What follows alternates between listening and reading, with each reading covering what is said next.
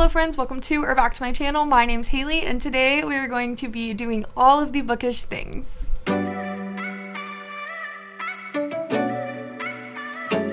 So I have been working on this video for quite a bit and the footage is kind of old. These are kind of things that have happened in the past, but January and February have not been good to me. I have been unwell mentally and physically and I just have not really had the energy to put into this channel, but I am gonna try to make my comeback. I had so many videos planned, I had so many books, I even read a lot of the books for videos and I just didn't do it. But I really do want to make this bookish video for you. These are some of my favorite videos to watch where people are just doing a ton of different bookish things and we just follow along. I am very into not only reading but just the bookish things. I love buying books, I love book journaling, I love book shopping, I love going to the library. I just love those things. And so I wanted to take you guys along with me. So we have quite a few things in store for this video. So in this video we are going to be taking a look at all of the book thrifting I did over winter break, and then we're going to do a haul of the books I got. We are going to look at my book journal that I set up for 2025. We're going to stamp all of my books that I'd acquired in the last year or so. And there's one more thing. Oh, and then there's a surprise fun thing at the end. I don't want to tell you, it's a surprise. But yeah, so we're going to do all of those things. So first, let's thrift some books.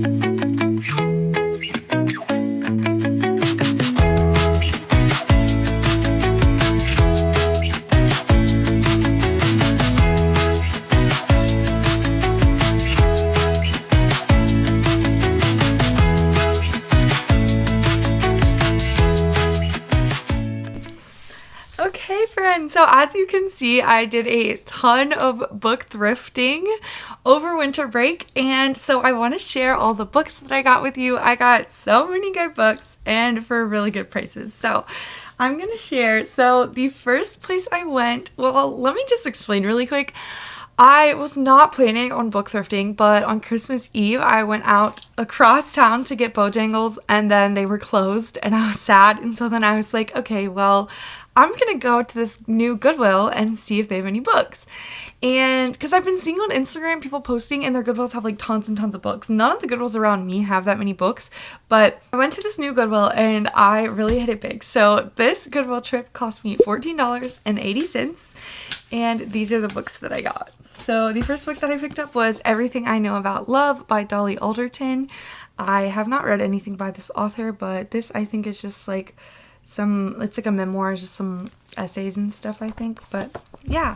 And then I picked up My Darkest Prayer by S.A. Cosby. I also got Razorblade Tears by S.A. Cosby. I've not read any of his books, but everyone loves them, so I really want to try them. And then I think probably the best find of this whole entire thrifting 2 weeks is I found a box set of ACOTAR. It's like basically brand new for $10. So yes, I can't believe I found this. That was my first trip. So the ACOTAR box set and those three, that was $14.80. And then that same day, I also went to Savers, and they have buy four, get one free in terms of books. And so I did get one of these books free. I'm not sure exactly which one rang up free, but I spent $16.39.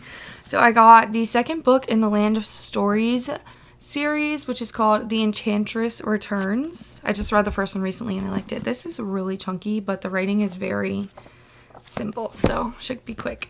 I bought The Storied Life of A.J. Fikry. I have read this book, but this is a really beautiful book, and this is a good book to lend to people, so I wanted to have a copy of this.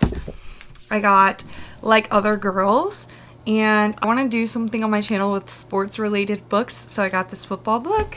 I got Behind Closed Doors by B.A. Paris. I feel like this is like one of the OG psychological thrillers. I've never read this. And then I got Liberty, which I'm not quite sure what this is about. I read the description and I was like, oh, that sounds good. But I got those 5 books for $16.39. Again, one of them was free in the end, but that's that. And then the next place I went was Gibbons, which is a little local bookstore in my hometown when I was down visiting. And there I got 4 books, and this was my most expensive purchase. These books all together were $28.41, and I wasn't going to get anything, and then at the last minute I saw this one book that I really wanted to get, and then I was checking out the YA section and I was like, well, I'm already getting one, I might as well get these other ones. So the first one that I found that kind of persuaded me into buying something was this book called A Lady's Formula for Love. And I've never heard of this book before, but I read the description and it is about a like secret society of women that do chemistry in like Regency England. So it sounds really interesting. And then I picked up another one of the Disney Villains books. This is the Hercules one, I believe. A Tale of the Lord of Darkness. So yeah, I think this is based on Hercules.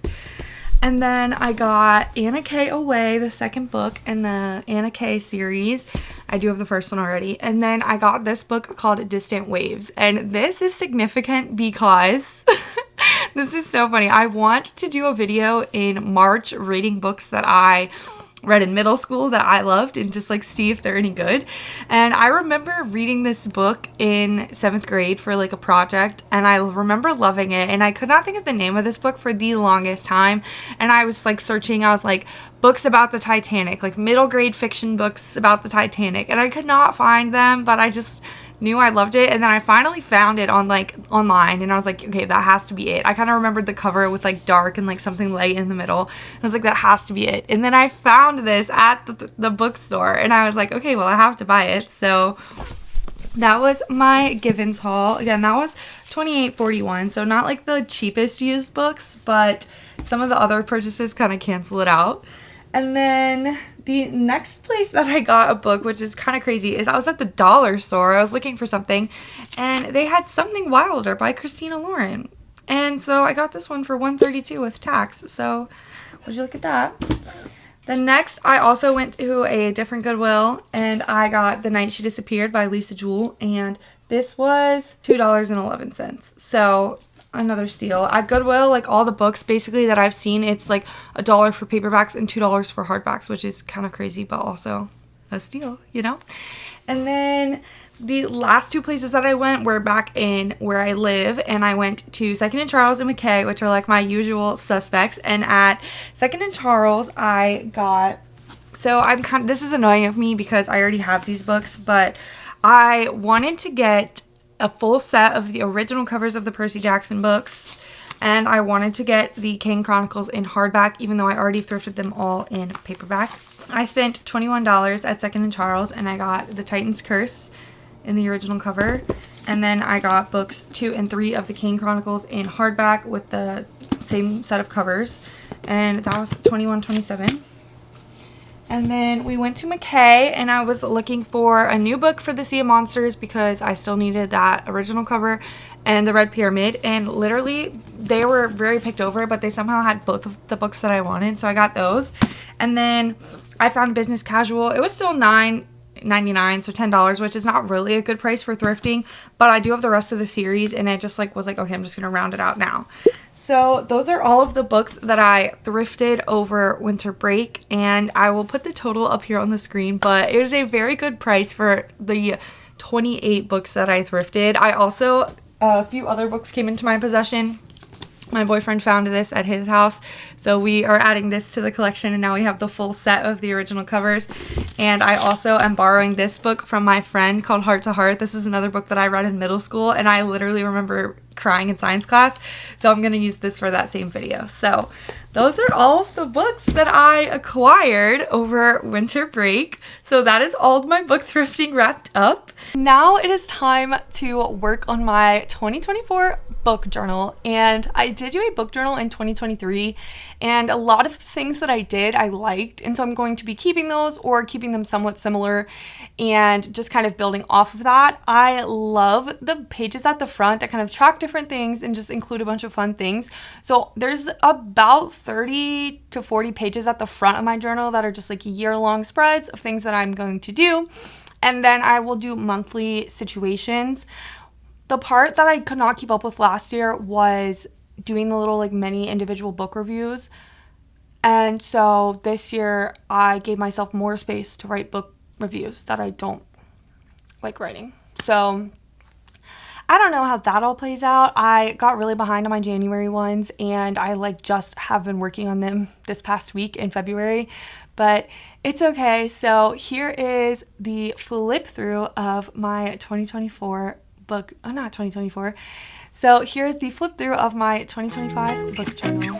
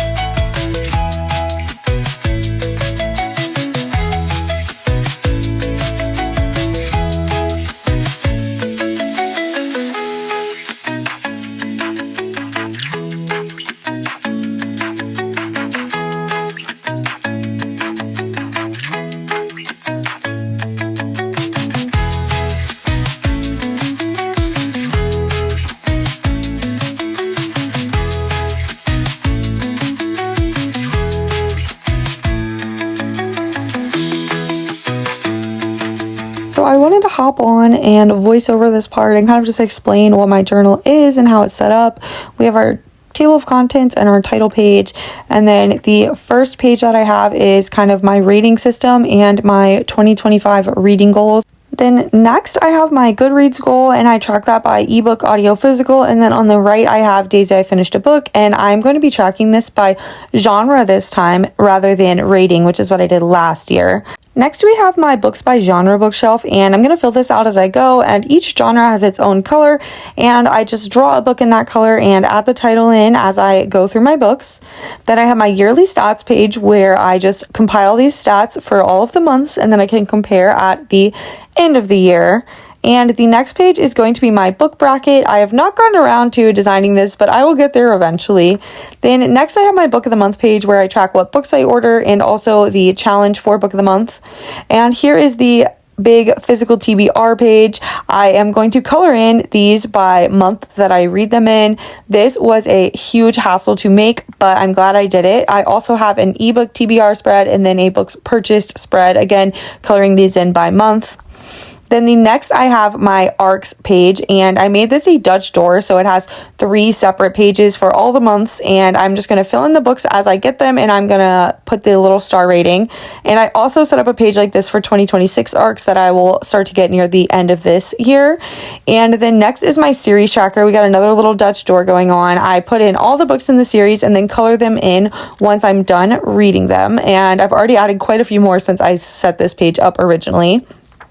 Next, I have a Taylor Swift thing that I'm working on and just a fun little reading bingo sticker that I got and I'm coloring in.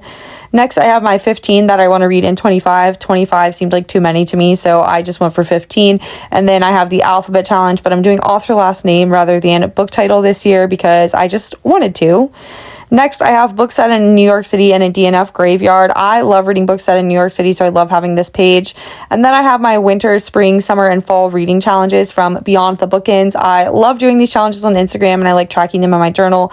And then we have our first monthly setup. So this is going to be kind of like the wrap-up page, and I'm going to make some pie graphs. I think they are so fun. And then here is my setup for just individual book reviews, which I do not like doing.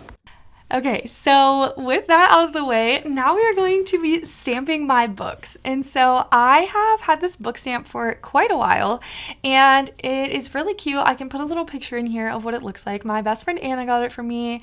It has a serious bee on it. I love bee things, and like there's such a like a lot of bee things out there, but there's like serious bees and silly bees, and like silly bees are ones that are just like a little round circle and they have like little faces and stuff, and then serious bees are like the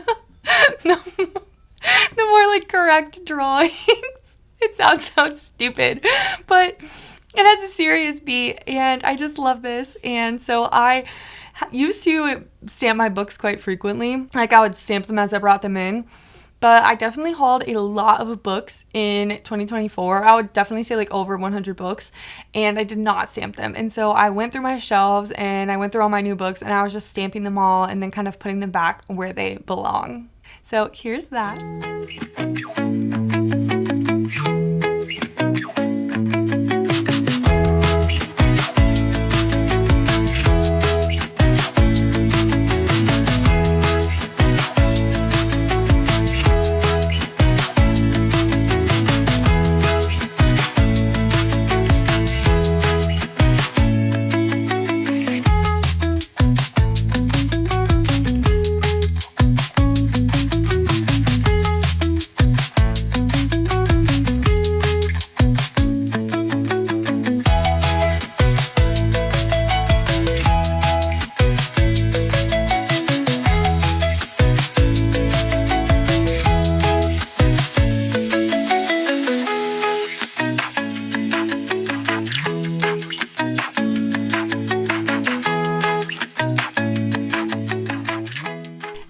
Last surprise thing that we're going to do in this video is I'm going to go get a bookish tattoo. I'm so excited. So our tattoo person, her name is Issa. She is amazing.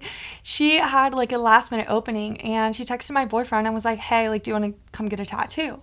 Because they kind of been like talking about it, and she was like, hey, I have this like last minute opening tomorrow. Like, do you want to come? And I was like, I want to go. I want to get a tattoo. And so I was like thinking about which one of my Taylor Swift tattoos I want next. And I was like kind of feeling it out, but like I just hadn't really found the right design. And it like just wasn't 100% me. So then I was like, what if I don't get a Taylor Swift tattoo and I get a bookish tattoo? And so then I started doing my bookish tattoo research, and I decided to get a tattoo for my favorite book series, which as soon as I did this, I started seeing all this stuff on like Instagram and Threads. That's pretty much it. I don't know why I said all this stuff, but I started seeing stuff on there and being like, imagine getting a tattoo for a book series, and you don't know like if the author's gonna do something bad. And I guess like I think like they were kind of being like, oh, imagine getting a Harry Potter tattoo, and then like all the stuff about J.K. Rowling come out, and I was like, oh my gosh, I was like, did I make a mistake? And then I was like, you know what? I love these books. I'm fine. I'm committed. I'm happy with my decision. So if you don't know, my favorite series is the Percy Jackson series, and so I wanted to get a Percy Jackson tattoo, and it is so cute. I am so excited for you guys to see it, and I will say it did pain me a little bit to have a New York Yankees cap tattooed on my body. I hate the Yankees, but you gotta do what you gotta do. So come along with me while I get my tattoo.